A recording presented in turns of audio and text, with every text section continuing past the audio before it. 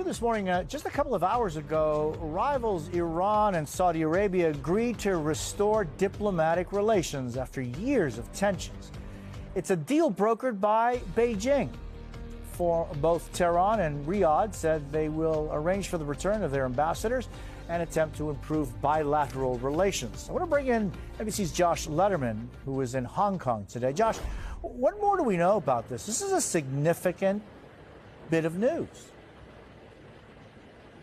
A significant news, and news that was truly a shock to this region, Jose, because while we had known that Saudi Arabia and Iran had held previous rounds of talks on restoring relations in Iraq and in Oman, there were really no indications that this most recent round of talks in China was bearing the kind of fruits that are clearly evident from this deal announced by all three countries today. Within the next 2 months, Iran and Saudi Arabia intend to reopen embassies in each other's countries, but there is still so much that we do not know about how this détente between two geopolitical rivals is going to reshape the Middle East, what implications it will have in Yemen, where Iran and Saudi Arabia have been effectively fighting a proxy war for years, what it means for Iran's nuclear program, or for Israel, because remember, Iran and Saudi Arabia have long been arch rivals, and Israel and Iran have also been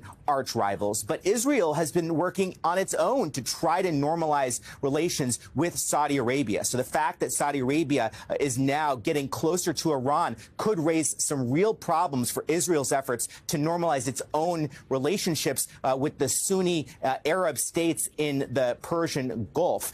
So we are looking to see what exactly some of those ramifications are going to be, but clearly a whole lot more chips still to fall here, Jose. Yeah, I mean, the fact that China is so involved in this is I think, as you said, I mean, it's surprising, it's striking to a lot of people. And yeah, what happens with Yemen and the places where Iran has been so involved for years?